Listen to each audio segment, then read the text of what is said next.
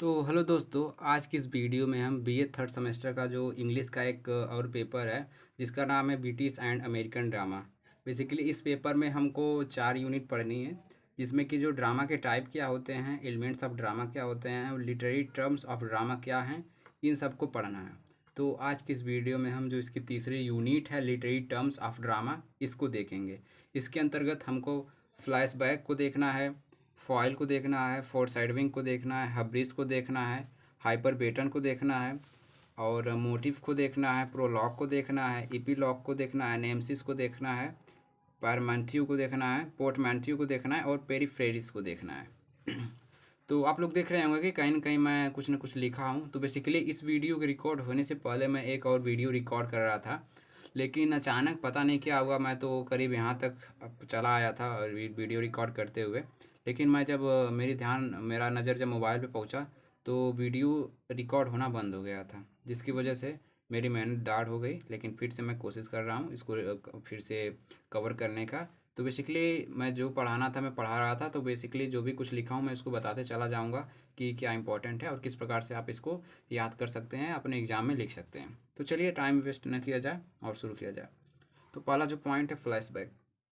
Basically flashback को आप लोग भली भांति जानते होंगे कि फ्लैशबैक क्या होता है। फ्लैशबैक मतलब किसी भी स्टोरी को कम टाइम में इस प्रकार से रिवील कर देना, या ग्लिम्स ऑफ ऑल पार्ट्स और स्टोरी इन शॉर्ट टाइम। यानी किसी भी स्टोरी की थीम या उसके जो अदर पार्ट्स हैं, टू जस्ट अरेंज और to just getting the glimpse of that, to seeing the glimpse of that in a short time, that will be called flashback. अगर आपको इसको वर्ड में समझोना है या वर्ड में लिखना है तो आप बोल सकते हैं ग्लिम्स ऑफ ऑल पार्ट्स और story in short time, that will be called flashback. Now we will move on the flash file. File through story और any work revealing weakness of somebody without using any particular word. We are just revealing that that person is making a mistake. It means he has any file or he has any weakness. So that will be called file. आप इसको इस तरह से बोल सकते हैं कि बिना किसी वर्ड के यूज किए हुए, बिना किसी को टारगेट किए हुए आप उसकी कमियां को प्रदर्शित कर देते हैं या उसकी कमियां को बता देते हैं, उसको हम फॉइल कहते हैं। अगला जो पॉइंट है वो फोर साइडविंग है। फोर साइडविंग का मतलब होता है जब किसी भी स्टोरी की जो थीम होती है वो जब बिगिनिंग में उसको मेंशन या इंट्रोड्यूस कर दिया जाता है तो उसको फोर साइड विंग कहते हैं। यानी giving a outlook in the beginning of any story, that will be called four side wing. अब हम लोग चलते हैं हब्रिस पे। हब्रिस का मतलब होता है एरोगेंस या अभिमानी।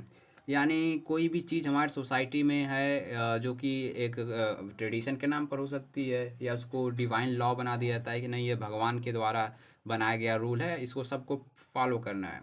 तो जब कोई आथर उस चीज़ को टारगेट करता है या उस ट्रेडिशन को टारगेट करता है, क्योंकि वो कोई भी बात है कि अगर कोई ट्रेडिशन है, कोई कस्टम है, अगर वो बुरा है लेकिन फिर भी लोग कहेंगे नहीं इसको कंटिन्यू करना है क्योंकि ये प्रथा है और बहुत लंबे समय से चली आ रही है।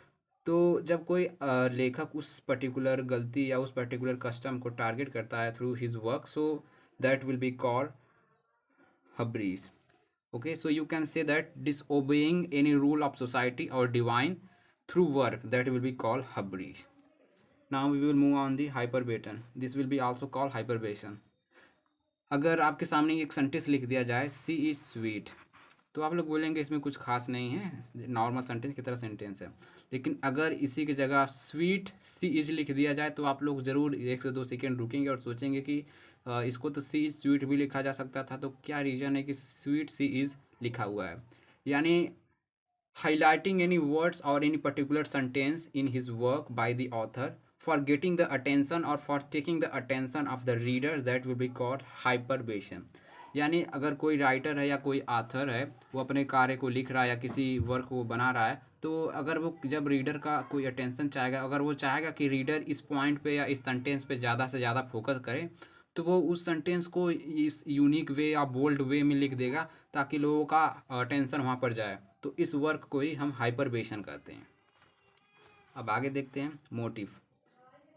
मोटिव का मतलब होता है when author tells any types of theme और any single theme in direct way or lots of time in the time of the story or in the reading or the just watching drama or the reading story, that will be called motive. यानी हर कोई जो writer होता है वो कोई ना कोई message convey करता है थ्रू हिज स्टोरी। तो वो उसकी जो थीम होती है वो उसको ये चाहता है कि अधिक से अधिक लोग इसको समझे। तो अगर कोई कार्य को अगर कोई राइटर उस जो उसकी थीम है या उसका जो मैसेज है वो इसको इस प्रकार से उस स्टोरी में इंक्लूड करे कि करीब 2 से 3 बार या कई बार वो स्टोरी को जो रीडर हैं बार बार महसूस करें या बार बार पढ़ें या बार बार सोचें कि उस चीज़ को पढ़ने के बाद बार बार इनडायरेक्टली वो ख्याल आपके मन में आ जाए कि यही थीम पक्का होगी, तो उसको ही मोटिव कहते हैं। यानी when author tells any types of theme many time in a single story that will be called motive. Okay, अब आगे देखते हैं प्रोलॉग। प्रोलॉग और इपीलॉग ये दोनों ही एक दूसरे के अपोजिट हैं। प्रोलॉग का मतलब होता है theme of story revealed in starting, यानी कोई थीम है स्टोरी की अगर वो शुरुआत में ही बता दी जाती है तो उसको प्रोलॉग कहते हैं। इसके ठीक उल्टा एपीलॉग है, वो है कि लास्ट टाइम में अगर कोई थीम बताया जाए, last time theme will introduce, that will be called epilogue. Okay, तो ये दोनों भी आपको समझ में आ गया होगा। अब बारी है नेमसिस की।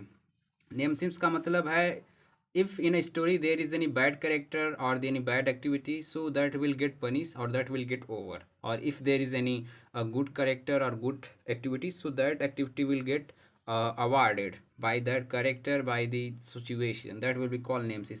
यानी अगर कोई चीज़ बुरा है किसी वर्क में तो उसके साथ बुरा होना चाहिए, और अगर कोई चीज़ या कोई कैरेक्टर अच्छा है तो लास्ट में उसके साथ अच्छा होना चाहिए। सो वही नेमसिस कहलाती है। और यहीं इसी जगह पर हमारी वीडियो रिकॉर्ड होना बंद हो गई थी। तो चलिए यहाँ से शुरू कर देते हैं लिखने का कार्य भी।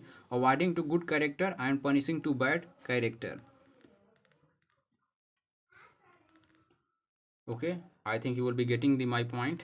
Now the next point is portmanteau. What is portmanteau? When we will combine two words and make a new words and the meaning will be same, then it will call portmanteau।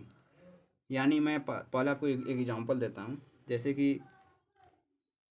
Sorry, smoke plus fog, what will be the mean of smoke? It means also dhua, it means also a part of the dhua, you can say. And when we will make it and it will become smog, it means also part of smoke or fog. So when the mean of any new word which will be made by two single word, the all meaning of that three words, because there is one word, one second word and third word, it means also dhua, it means also the part of dhua, and it means also smoke. So when this thing will happen in any situation or in anywhere, so that will be called portmanteau. If you have to define in any way, so you will say that combine two words and make a new words and the meaning will be same, then it will call portmanteau. Okay, and this is example you can mention in your exam. Okay, now there is last topic, that is periphrasis. Periphrasis, what is periphrasis? It means where we can understand any particular work in easy way, but still author has used a very difficult word to make us understand, that will be called periphrasis। आप इसका example देखेंगे तो Francis बेकिन का या बहुत से लोगों का बहुत से वर्क है, जैसे फ्रांसिस बेकिन का ऑफ स्टडिंग है, इसकी जो लैंग्वेज है बहुत हार्ड है लेकिन उसकी जो थीम है बहुत जेन्युइन है, लेकिन फिर भी ऑथर ने बहुत ही डिफ़िकल्ट वर्ड्स को यूज़ किया है। पता नहीं है, वो हो सकता है कि वो अपना इमेज बनाना चाहते थे ताकि लोग उन्हें याद रखें कि हाँ कुछ कठिनाइयाँ थी। तो when we can understand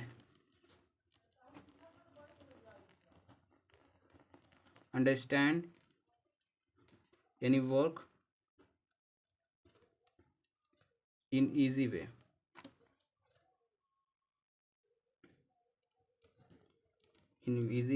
or short or short way,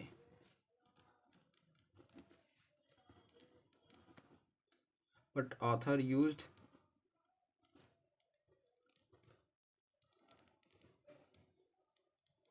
long sentences or difficult word।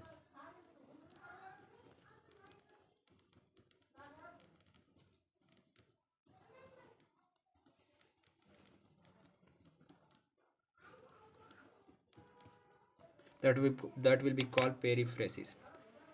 It means when we can understand anything in the short way but the author is making and is spreading that sentences in a long way to make us understand, that would be called periphrasis। दोस्तों, आज की इस video में हम करीब एक unit को हम ख़त्म कर दिए पूरी तरह से। तो मैं उम्मीद करता हूँ कि आज का जो पॉइंट था, आज की इस वीडियो का जो उद्देश्य था, वो मेरी वीडियो बनाने का उद्देश्य सफल हुआ होगा, क्योंकि बहुत से स्टूडेंट को अच्छी समझ आ गई होगी। क्योंकि आप किताब में देखेंगे तो बहुत ही डिफ़िकल्ट वे में ये सब लिखा गया है, लेकिन अगर आप इस वीडियो को देखेंगे तो आप इसकी जो क्रक्स क्या है, फ्लैशबैक क्या है, फॉइल क्या है, फॉरवर्डिंग क्या है, हब्रिस क्या है, इन सब को आप आसान भाषा में समझ गए होंगे। तो अगर कोई गलती मुझसे हुई होगी तो मैं माफ़ी चाहता हूँ, क्योंकि मैं I am new here, so I don't know that what I have to do and how I have to record video and where I have to write in which way or how I have to teach to anyone.